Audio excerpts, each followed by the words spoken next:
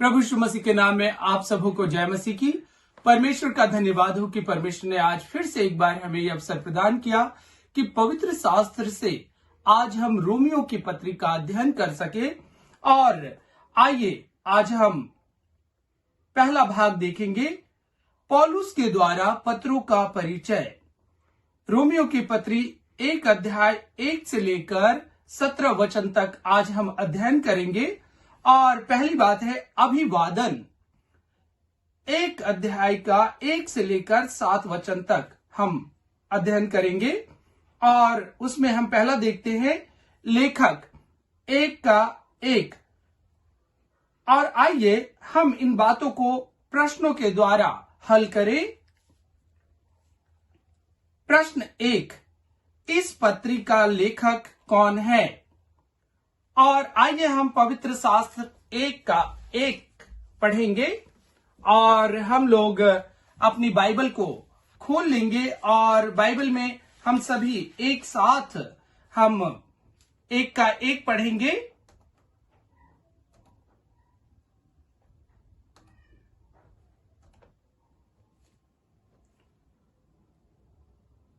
आइए हम मिलकर पढ़ें। पौलुस की ओर से, जो यीशु मसीह का दास है और प्रेरित होने के लिए बुलाया गया और परमेश्वर के उस सुसमाचार के लिए अलग किया गया है। अब यहां पर देख सकते हैं, यहां पर लिखा हुआ है कि पौलुस की ओर से। तो इस पत्री का लेखक कौन है? जैसा कि हम स्पष्ट रूप से जान सकते हैं कि इस पत्री को पौलुस प्रेरित ने लिखा है। और ये कब लिखा? पौलुस ने इस पत्री को कुरिन्थुस शहर से लिखा, जहां वह फिलिस्तीन में रहने वाले निर्धन विश्वासियों के लिए सहायता राशि एकत्र करने के अंतिम चरण में था। वहां से वह इस धन को पहुंचाने यरूशलेम गया। उसकी योजना थी कि अपनी यात्रा को जारी रखते हुए रोम और स्पेन जाए। निस्संदेह यरूशलेम में बंदी बना लिए जाने के कारण उसकी योजना में परिवर्तन आया। यद्यपि अंततः पौलुस रोम अवश्य आया, लेकिन एक बंदी के रूप में। संभवतः फीबे ने इस पत्र को रोम पहुंचाया, जो कि कुरिन्थी के समीप किंखिया की कलीसिया से संबंधित थी।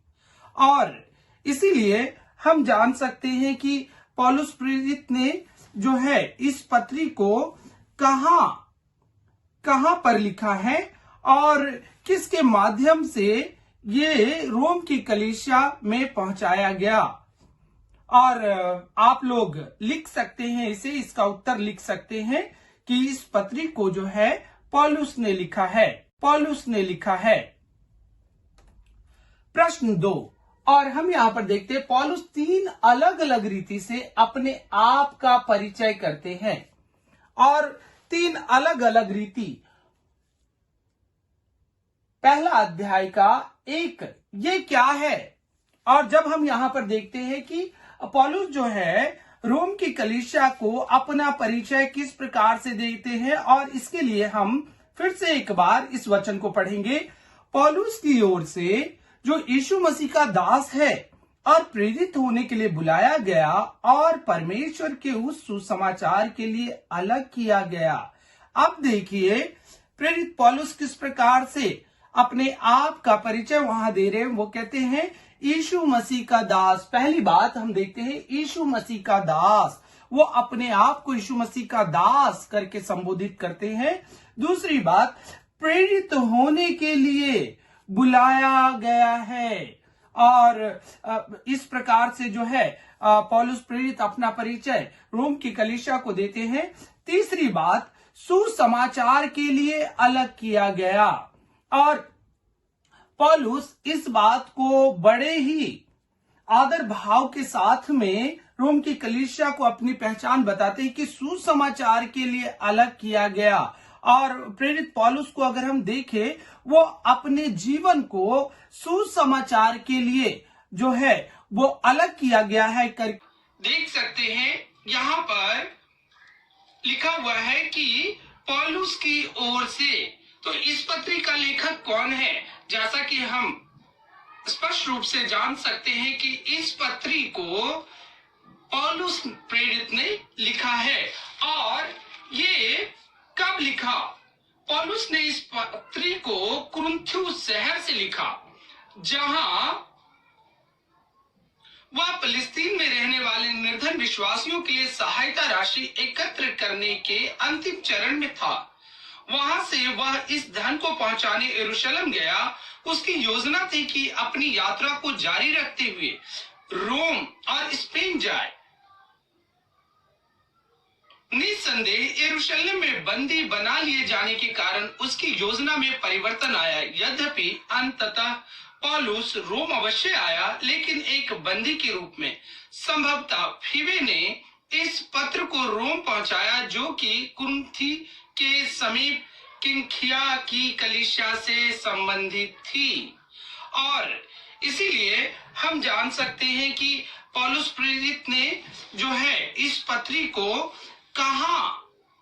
कहां पर लिखा है और किसके माध्यम से ये रोम की कलीसिया में पहुंचाया गया। और आप लोग लिख सकते हैं इसे, इसका उत्तर लिख सकते हैं कि इस पत्री को जो है पौलुस ने लिखा है। प्रश्न 2, और हम यहाँ पर देखते हैं पौलुस 3 अलग अलग रीति से अपने आप का परिचय करते हैं। और 3 अलग अलग रीति। पहला अध्याय का 1, ये क्या है?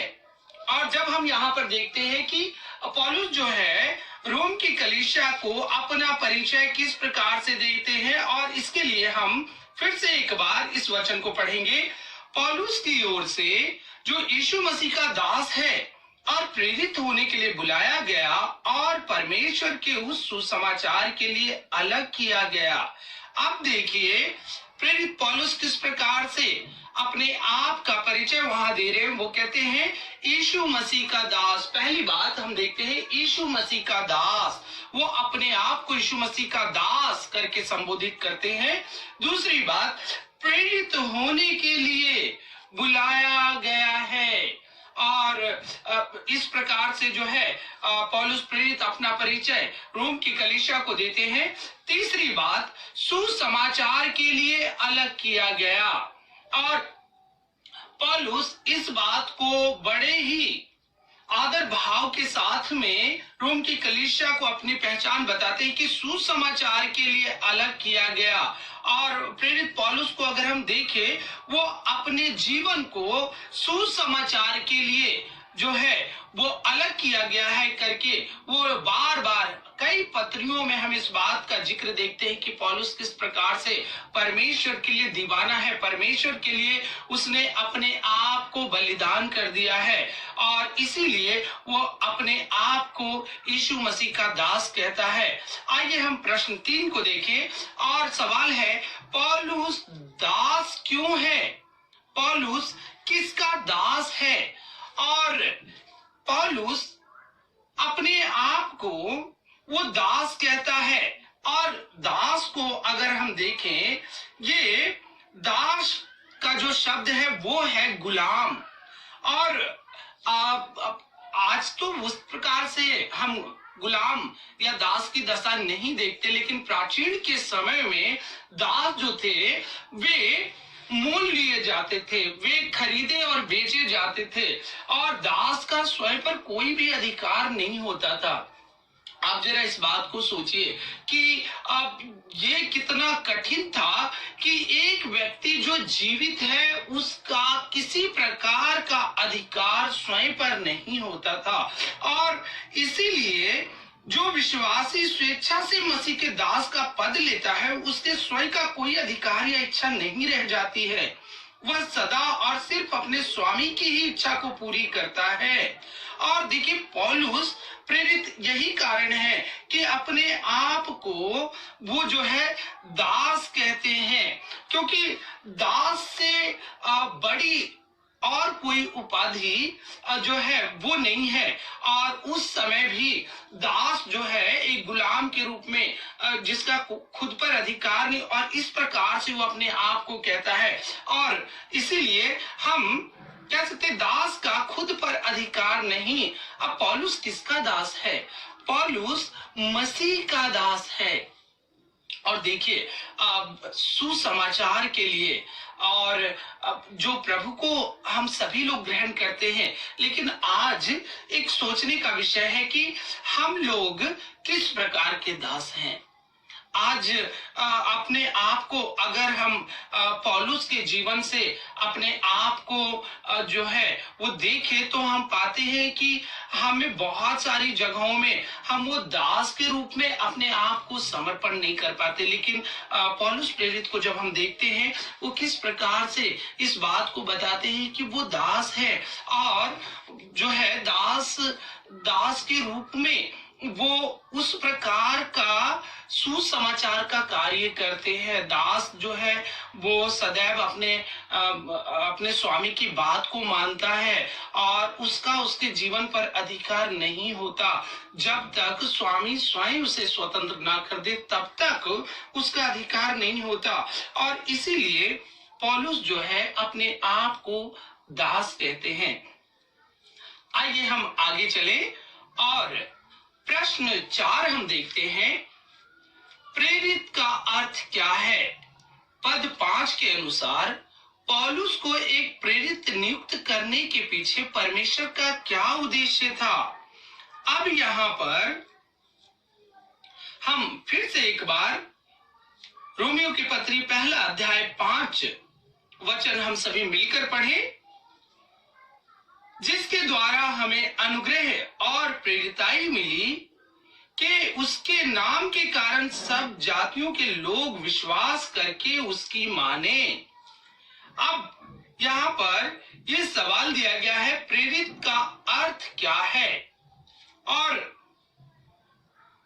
प्रेरित जो यीशु मसीह के द्वारा नियुक्त किए गए सुसमाचार के कार्यों के लिए उन्हें प्रेरित कहा गया। और जैसा कि हम देखते हैं कि यीशु मसीह ने अपने 12 शिष्यों को नियुक्त किया और वे प्रेरित कहलाए। लेकिन प्रेरित पौलुस थोड़ा सा अलग है। उसका कारण क्या है? प्रेरित पौलुस उस प्रकार से नियुक्त नहीं किए गए, वरन वो आप देखेंगे कि वो जब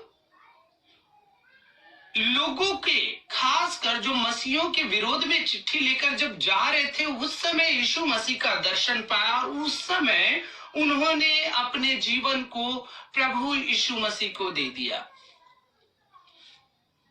और इसीलिए कई बार लोगों ने उन पर उंगलियां उठाई और इसीलिए प्रेरित पौलुस ने अपने आप को बार बार साबित किया वचनों के द्वारा कि वो भी प्रेरित है। और वास्तविकता यही है मेरे प्रियो कि पौलुस भी एक प्रेरित थे और उन्होंने इस प्रकार के जो कार्य किए, जो सुसमाचार के लिए कार्य किए, कई बार आप देखिए तो बाइबल के अंदर भी और अन्य प्रेरितों की तुलना में पौलुस की पत्रियां ज्यादा दिखाई देती हैं, उनकी सेवकाई बहुत ज्यादा दिखाई देती है। नहीं, ऐसा नहीं है कि औरों ने सेवकाई नहीं की, इसका तात्पर्य ये नहीं है। लेकिन आप देखेंगे कि परमेश्वर का प्रेरित होने के द्वारा परमेश्वर ने प्रेरित पौलुस को इस्तेमाल किया है और प्रेरित पौलुस ने वफादारी के साथ उस प्रेरिताई के पद के अनुसार उन्होंने सुसमाचार प्रचार की सेवकाई को दिया है।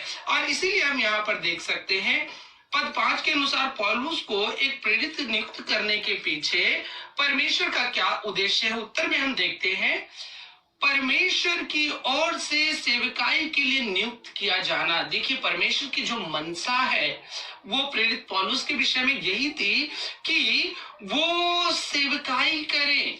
और उनकी सेवकाई कैसे? सब जाति के लोग सुसमाचार सुने। और यही उद्देश्य है कि परमेश्वर ने प्रेरित पौलुस को जो है वो सेवकाई के लिए नियुक्त किया। आइए अब हम अगले प्रश्न की ओर चलें, प्रश्न 5।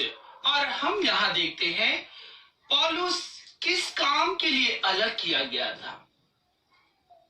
और यहाँ पर हम देखेंगे उत्तर सब जाति के लोगों को सुसमाचार सुनाने के लिए परमेश्वर का एक ही उद्देश्य था कि प्रेरित पौलुस के द्वारा सब जाति के लोग, जितने भी जाति के लोग हैं, वो सुसमाचार सुने। आप इस उत्तर को लिख सकते हैं। और अब हम दूसरी भाग को हम देखते हैं, विषय वस्तु। और इसकी जो हम लोग विषय वस्तु को हम देखेंगे, पहला अध्याय 2 से 4। आइए हम सभी लोग एक साथ पवित्र शास्त्र से इसे पढ़ें, जिसकी उसने पहले ही से अपने भविष्यवक्ताओं के द्वारा पवित्र शास्त्र में अपने पुत्र हमारे प्रभु यीशु मसीह के विषय में प्रतिज्ञा की थी, जो शरीर के भाव से तो दाऊद के वंश से उत्पन्न हुआ और पवित्रता की आत्मा के भाव से मरे हुए में से जी उठने के कारण सामर्थ के साथ परमेश्वर का पुत्र ठहरा। और इसके जो विषय वस्तु को हम अब देखेंगे। अब आइए हम प्रश्न 6 को देखें। सुसमाचार किसके विषय में है? पहला अध्याय 1 का 3 में जब हम पढ़ते, अपने पुत्र हमारे प्रभु यीशु मसीह के विषय में प्रतिज्ञा की थी, जो शरीर के भाव से तो दाऊद के वंश से उत्पन्न हुआ। अब देखिए, सुसमाचार जो है केवल और केवल यीशु मसीह के विषय में था। और ये सुसमाचार हम अगर देखें, सुसमाचार आखिर क्या है? सुसमाचार क्या है? और सुसमाचार यही है कि यीशु मसीह इस दुनिया में आए, मारे गए, गाड़े गए और तीसरे दिन मृतकों में से जी उठे। और इस प्रकार से हम सुसमाचार लोगों को सुनाते हैं। और आइए अब हम देखें प्रश्न 7। पुराने नियम के समय में लोगों ने उद्धारकर्ता का सुसमाचार कैसे सुना? अब जो हम पुराने नियम के अंदर देखते हैं कि उस समय लोगों ने उद्धारकर्ता का सुसमाचार कैसे सुना। अब पहला अध्याय का 2 वचन हम देखते हैं, जिसकी उसने पहले ही से अपने भविष्यवक्ताओं के द्वारा पवित्र शास्त्र में। अब देखिए यहाँ पर कि पुराने नियम में भी उद्धारकर्ता का सुसमाचार था कि वो अपने लोगों के लिए आएंगे। और जो इजरायली लोग मसीहा का इंतजार कर रहे थे, भविष्यवक्ताओं के द्वारा ये बताया जा रहा था, आपको उद्धार देने के लिए उद्धारकर्ता आने वाले हैं। अब ये उद्धारकर्ता यानी कि उद्धार तो किस चीज से उद्धार? अब ये भी बात हमें कई बार बहुत जो है डाउट में डालती है कि उद्धार आखिर किन बातों से उद्धार? तो सीधा और स्पष्ट है, पापों से उद्धार। हमारे पापों के लिए यीशु मसीह इस दुनिया में आए, हमें इस बात को याद रखना चाहिए। और ये उद्धार जो है आपको पापों से, तो यानी पहले किए गए पाप और आज के समय जो पाप आए दिन आपके जीवन में कई बार हो जाते हैं, और उन बातों से उद्धार आने वाले समय में यानी स्वर्ग में, उन बातों में भी परमेश्वर आपको उद्धार करने वाले परमेश्वर है। इस बात को हमें याद रखना चाहिए कि परमेश्वर ने हमें उद्धार के लिए बुलाया है। और पुराने नियम में भी उद्धारकर्ता के विषय में जो है वो भविष्यवाणियां होती रही, और भविष्यवक्ता लोग जो है बार बार उनको बताते रहे। वरन धर्मशास्त्र के अंदर, पुराने नियम के धर्मशास्त्र के अंदर यीशु मसीह के सुसमाचार के बारे में बताया गया है। और उत्तर में हम देखते हैं कि भविष्यवक्ताओं और पवित्र शास्त्र के द्वारा कैसे लोगों ने सुना। तो 2 बातें हैं, पहली बात भविष्यवक्ता और दूसरी बात जो है पवित्र शास्त्र के द्वारा। आइए हम अगले प्रश्न को देखते हैं। प्रश्न 8, पौलुस यीशु मसीह को हमारा प्रभु कहता है, हर शब्द को उनके अर्थ के साथ मेल करें। आइए हम देखें यीशु कौन है? उद्धारकर्ता। मसीह कौन है? अभिषेक किया हुआ प्रभु, संप्रभुता और ईश्वर। और आइए अब हम प्रश्न 9 की ओर चले और यहां हम देखते हैं कौन सा विवरण यीशु के मनुष्य होने का विवरण करता है। तो कौन सा कई बार हम सोचते हैं कि क्या यीशु मसीह मनुष्य थे। कई बार हमें ये डाउट होता है कि क्या यीशु मसीह वाकई में मनुष्य थे, क्योंकि आप देखेंगे कि यीशु मसीह ने मरे हुए को जिलाया, लंगड़ों को चलाया, गूंगों को बोलने की सामर्थ्य बख्शी और ऐसे ऐसे काम किए जो मनुष्य नहीं कर सकता। तो कई बार हम ये सोच सकते हैं कि क्या वो वाकई में मनुष्य थे। अब पवित्र शास्त्र इसके विषय में क्या कहता है, आइए हम 3 वचन फिर से एक बार पढ़ें। अपने पुत्र हमारे प्रभु यीशु मसीह के विषय में प्रतिज्ञा की थी, जो शरीर के भाव से तो दाऊद के वंश से उत्पन्न हुआ। अब देखिए वचन यहाँ पर कहता है क्या हुआ कि शरीर के भाव से दाऊद के वंश से उत्पन्न हुआ। अब आइए हम उसका मनुष्यत्व उसके विषय में हम देखें। वचन क्या कहता है, कैसे हम इस बात को कह सकते हैं कि वो 100% मनुष्य है, 100% मनुष्य थे। और पहली बात जो आती है, उसका एक मानवीय शरीर था, वो स्त्री से उत्पन्न हुआ, गलातियों 4:4 में हम देखते हैं। दूसरी बात, विकास के अधीन लूका 2:52 में हम देखते हैं। तीसरा, मनुष्य के द्वारा देखा और स्पर्श किया गया, क्योंकि मनुष्य को ही छुआ जा सकता है, आत्मा को नहीं छू सकते हैं। पहला यूहन्ना 1:13, मत्ती 26:12 में हम देखते हैं। चौथी बात, वह निष्पाप था, इब्रानियों 4:15 में। दूसरी बात, उसमें मानवीय प्राण एवं आत्मा थी, मत्ती 26:38 में हम देखते हैं। मानवता की सीमा बंधनों के अधीन वो भी मनुष्य की तरह उसके जीवन में होता था, जैसे उसे भी भूख लगती थी, उसे प्यास लगी है, उसे थकान का अनुभव हुआ, उसके आंसू बहे, उसकी परीक्षा हुई। अब ये सारी चीजें आप देखिए मनुष्य के साथ होता है और वही यीशु मसीह के साथ हुआ।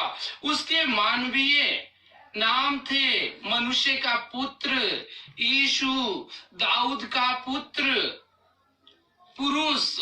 और इन बातों से हम कह सकते हैं कि वो 100% मनुष्य थे और वो मर सकते थे, वो मर गए। और मनुष्य है तभी मर सकते हैं, वो मर सकते थे। और इसीलिए हम देखते हैं कि वो दाऊद का वंश है। और इससे हमें पता लगता है कि हाँ, यीशु मसीह वो मनुष्य थे।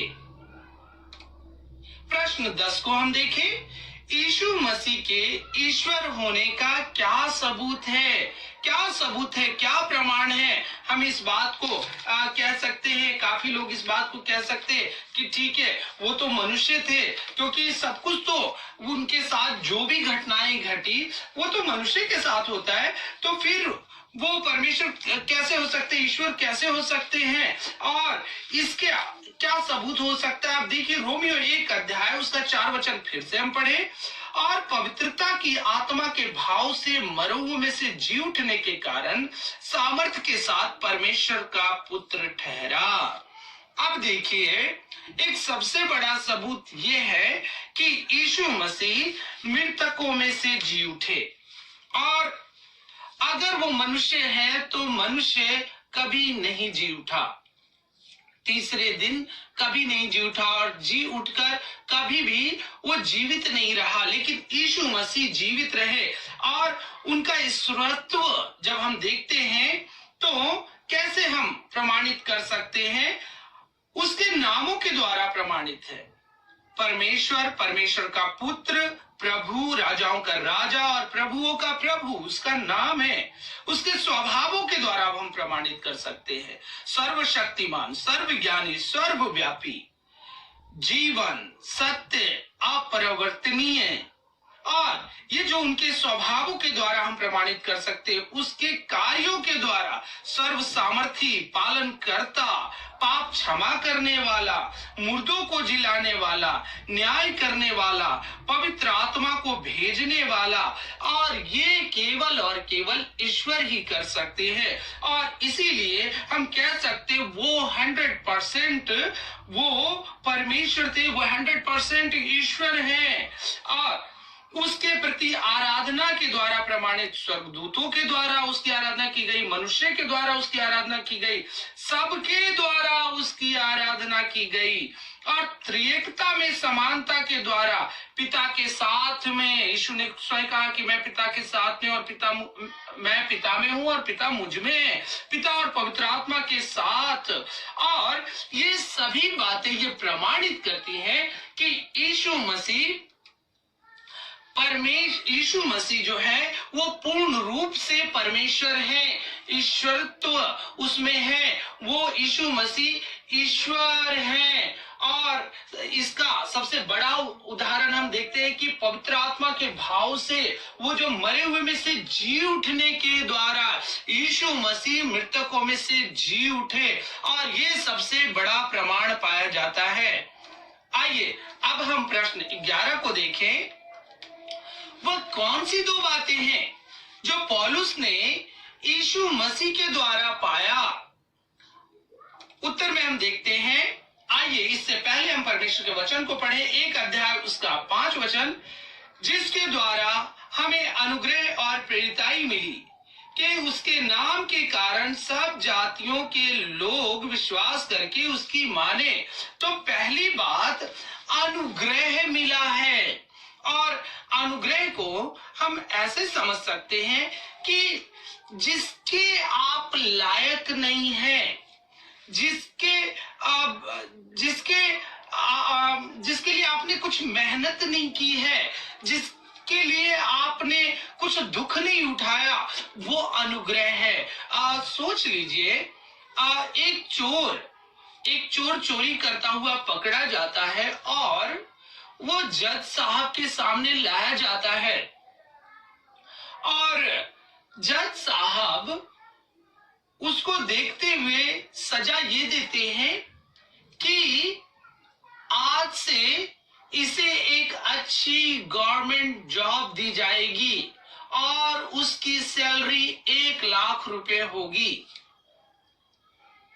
अब देखिए यहां पर होता क्या है, उसने कोई ऐसा काम नहीं किया, बल्कि उसे दंड मिलना चाहिए था, लेकिन उसने अनुग्रह को प्राप्त किया है। और इसीलिए प्रेरित पौलुस अपने जीवन में अनुग्रह की बात करता है। पौलुस प्रेरित का जो कार्य आप देखें तो बाइबल कहती है कि प्रेरित पौलुस कलीसिया को सताने वाला था, मसीहों को सताने वाला था, वरन अंतिम बार भी वो पत्र लेकर जा रहा था कि किसी भी प्रकार से वो मसीह को खत्म करे, मसीहियों को खत्म करे, उन्हें बंदी गृह में डाले, उसके जो मानने वाले लोग हैं उनको पूर्ण रूप से समाप्त करे। और इसीलिए प्रेरित पौलुस यहाँ पर कहता है कि उसने अनुग्रह को पाया है, जिसके द्वारा हमें अनुग्रह है।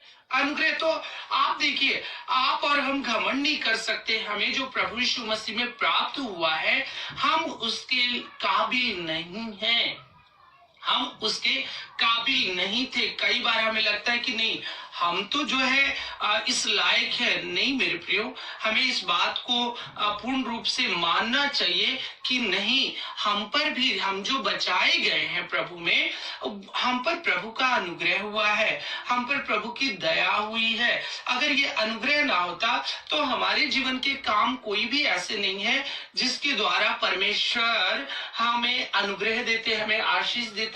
लेकिन परमेश्वर का अनुग्रह जिस प्रकार पौलुस प्रेरित पर हुआ, उसी प्रकार से आज हम सबों पर हो रहा है।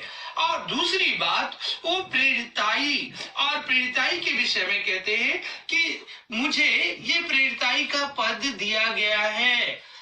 अनुग्रह मिला है, और दूसरी बात प्रेरिताई मिली है। और उसका कारण है कि उसके नाम के कारण सब जाति के लोग विश्वास करके उसकी माने। और इसीलिए हमें भी परमेश्वर का धन्यवाद करना चाहिए कि परमेश्वर ने हमें बुलाया है, और ये अनुग्रह के द्वारा जो अनुग्रह परमेश्वर ने हमें दिया है, और उसके पीछे मनसा क्या है परमेश्वर की, हम सबों को बुलाने के पीछे परमेश्वर का उद्देश्य क्या है, ताकि सब जाति के लोग प्रभु यीशु मसीह के विषय में जाने।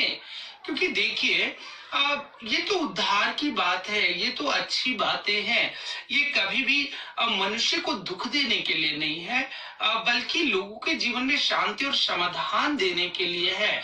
हम यूहन्ना 10:10 को देखें तो वचन कहता है, मैं इसीलिए आया हूं ताकि तुम जीवन पाओ और बहुतायत का जीवन पाओ। तो वो प्रभु हमें बहुतायत का जीवन देने के लिए आए, और यही आवश्यकता है मेरे प्रियो कि हम परमेश्वर के उस अनुग्रह को समझे जो हमें मिला है, और उसके द्वारा जो भी हमें सेविकाई में कार्य सौंपे गए हैं, चाहे वो कलीसिया में हो, चाहे घर के अंदर हो, कहीं भी हमें पूर्ण रूप से मसीह का वफादार होते हुए सुसमाचार को लोगों को सुनाना है। आइए अब हम प्रश्न 12 को देखें। प्रश्न 12, दो आशीषों का उद्देश्य क्या है? और इसका उत्तर हम देख सकते हैं, सभी जाति के लोगों को सुसमाचार सुनाना। और एक ही उद्देश्य है इसका कि सभी जाति के लोगों को सुसमाचार सुनाना। ये देखिए बड़ा अच्छा लगता है कि ये खराब सुसमाचार नहीं है, वरन सुसमाचार अच्छा सुसमाचार है। तो क्यों ना हम लोगों को बताएं प्रभु के बारे में कि प्रभु उन्हें बचाने के लिए आए हैं, प्रभु उनको उद्धार देने, उनके पापों से उद्धार देने के लिए आए हैं, प्रभु उन्हें अनंत जीवन देने के लिए आए हैं। आइए अब हम तीसरे भाग को इसमें हम देखते हैं, पौलुस के श्रोतागण। अब हम पहला अध्याय 5 से लेकर 7 तक एक साथ में हम इसे पढ़ेंगे। मैं यकीन रखता हूं कि आप सबों के हाथ में बाइबल है, और आइए हम पढ़ें। जिसके द्वारा हमें अनुग्रह और प्रेरिताई मिली कि उसके नाम के कारण सब जातियों के लोग विश्वास करके उसकी माने, जिनमें से तुम भी यीशु मसीह के होने के लिए बुलाए गए हो। उन सबके नाम जो रोम में परमेश्वर के प्यारे हैं और पवित्र होने के लिए बुलाए गए हैं। हमारे पिता परमेश्वर और प्रभु यीशु मसीह की ओर से तुम्हें अनुग्रह और शांति मिलती रहे। और आइए अब हम प्रश्न 13 को देखें। पौलुस यहूदियों या अन्य जातियों को मुख्य रूप से क्या लिखना चाहता था? और उसका 5 और 6 हम फिर से पढ़े। जिसके द्वारा हमें अनुग्रह और प्रेरिताई मिली कि उसके नाम के कारण सब जातियों के लोग विश्वास करके उसकी माने, जिनसे तुम भी यीशु मसीह के होने के लिए बुलाए गए हो। और आप देखिए इस रोम की कलीसिया में जो है यूनानी भाषी लोग और यहूदी लोग, वे सभी लोग वहां पर है। और पौलुस प्रेरित एक ही बात उन लोगों से कहना चाहते हैं कि सुसमाचार पर विश्वास करना, और सुसमाचार पर विश्वास करना। और यहाँ लिखा है कि विश्वास करके उसकी माने, जिनमें से तुम भी यीशु मसीह के होने के लिए बुलाए गए हो। क्यों बुलाए गए हैं हम?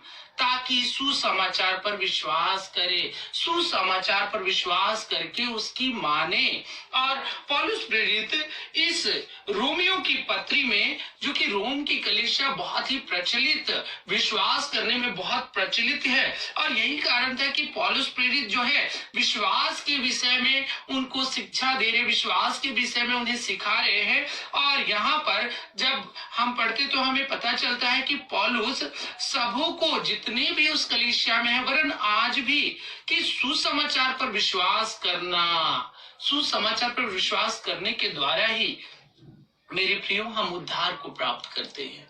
अगर हम सोचे कि विश्वास नहीं करते तो हम किसी रीति से परमेश्वर के करीब नहीं आ सकते। और ये अवश्य है कि सुसमाचार पर विश्वास करना।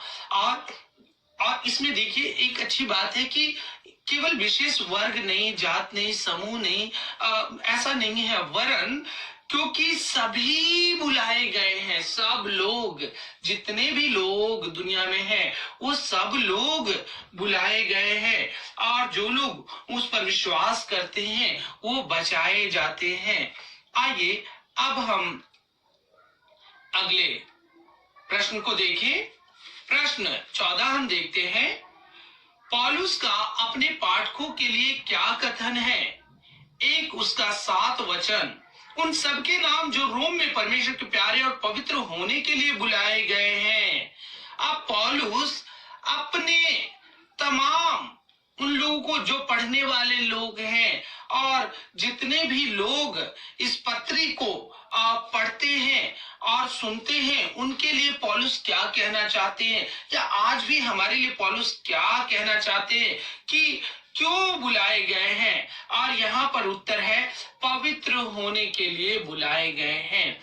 और यही बात प्रेरित पौलुस जो है वो लोगों को बताते हैं कि हम सभी बुलाए गए हैं, और इसीलिए बुलाए गए हैं ताकि हम आप यहाँ पर पवित्र हो जाए, और हमारी बुलाहट जो है पवित्रता की बुलाहट है।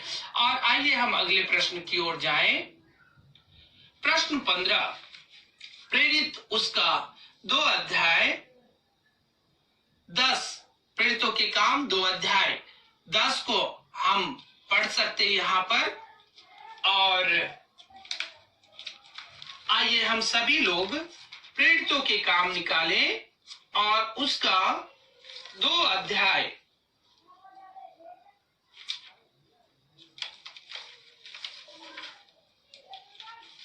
सभी लोग हम लोग 2 अध्याय और उसका 10 वचन हम लोग सभी लोग निकालेंगे।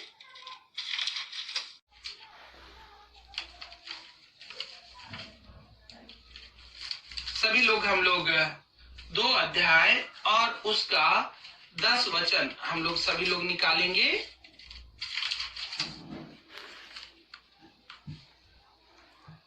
और फुर्गिया और पंफूलिया और मिस्र, लिबुआ देश जो कुरेन के आसपास है, इन सब देशों में रहने वाले और रोमी प्रवासी, क्या यहूदी मत धारण करने वाले क्रेती और अरबी भी हैं।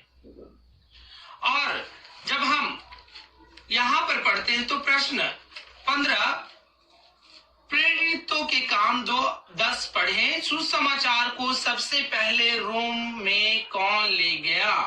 और इस बात को जब हम देखते हैं तो शायद रोम से आए हुए लोग जो पेंतीकोस्त के दिन पवित्र आत्मा को उन्होंने प्राप्त किया, और उसके बाद वो लोग अपनी अपनी जगहों में, जो प्रवासी लोग थे, अपनी अपनी जगहों में लौटे, और उन लोगों के द्वारा ये रोम की कलीसिया जो है स्थापित की गई होगी। इस प्रकार से हम इन बातों को समझ सकते हैं कि सुसमाचार को सबसे पहले रोम में जो है, जो प्रवासी लोग थे, वो लोग वहां पर लेकर आए थे।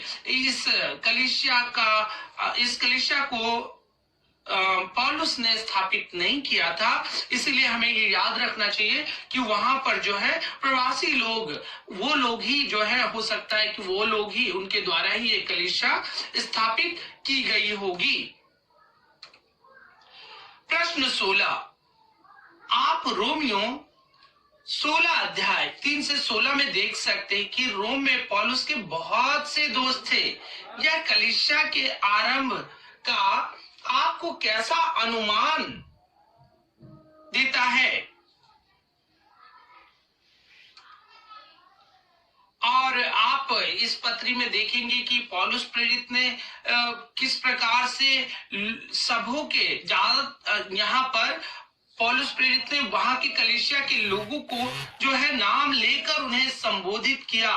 और उत्तर हम देखते कि प्रिस्किल्ला, अक्विला, एपिंतुस, मरियम, एंद्रिनिकुस, अनियास, एम्प्लित्युस, उर्बानुस, एस्थाकुस, अपिलेस, अरिस्ताबुलुस, हेरोडियोन, नरकिसुस, तुर्फेना, त्रुफोसा इत्यादि। और ये सभी सुसमाचार में पौलुस के सहभागी थे। देखिए यहाँ पर पौलुस का प्रेम दिखाई देता है, यहाँ पर पौलुस का लोगों के साथ में संबंध दिखाई देता है, और उन लोगों के प्रति पौलुस कैसा हृदय रखते हैं। हमें भी आज के समय देखना होगा कि हाँ, जो लोग हमारे साथ में सुसमाचार के कामों में हमारी सहायता करते, उनके प्रति हमें कितना आदर देना चाहिए। हमारा मन, हमारा हृदय, हमारी आत्मा उन्हें आदर देने वाली हो। हम कई बार जो है अपने लोगों को, जो लोग हमारे सहयोगी हैं, कई बार हम उनको ध्यान नहीं रख सकते, लेकिन यहाँ पर देखिए पौलुस किस प्रकार से जो है उन लोगों को उत्साहित कर रहा है और उन लोगों का नाम ले लेकर उनसे बातें कर रहा है। और वो ये भी कहता है कि सुसमाचार में पौलुस के सहभागी है वो लोग, और इसीलिए हमें भी अपने साथ जितने भी मसीह भाई बहन हैं, जो लोग सुसमाचार में हमारा साथ देते हैं, कलीसिया कार्यों में हमारी मदद करते, हमें भी उनकी देखभाल करनी चाहिए। हमें भी उनके साथ एक अच्छा संबंध सदैव बनाकर रखना चाहिए। आइए अब हम प्रश्न 17 को देखें, और यहाँ पर हम लोग देखते हैं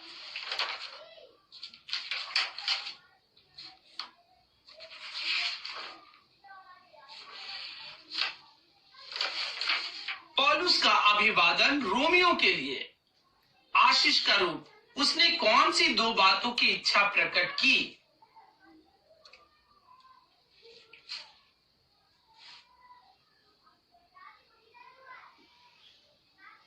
और आइए अब हम रोमियो 1 अध्याय उसका 7 और पढ़े। हमारे पिता परमेश्वर और प्रभु यीशु मसीह की ओर से तुम्हें अनुग्रह और शांति मिलती रहे।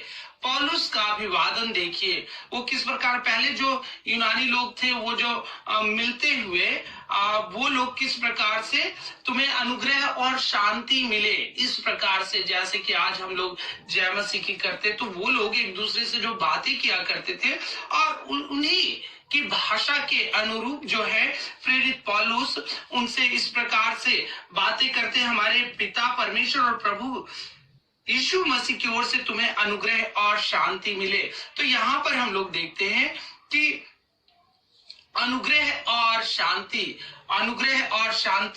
दो बातें जो है आशीष के रूप में प्रेरित पौलुस अभिवादन उनका करते हैं। और इसीलिए हमें भी देखना चाहिए कि हाँ, हम लोग किस प्रकार से एक दूसरे को नमस्कार करते हैं, आदर करते हैं। और ये पौलुस का प्रेम था, नमस्कार था, आदर देना था। क्या आज हम भी इस प्रकार से अपने आप को लोगों को अनुग्रह और शांति देते हैं, लोगों को आशीष देते हैं? और ये एक बहुत अच्छी बात है जिसे हमें हमेशा लोगों के लिए इस्तेमाल करना चाहिए। लोगों को हमें अनुग्रह और शांति की आशीष देनी चाहिए और उनके लिए प्रार्थना करते रहना चाहिए।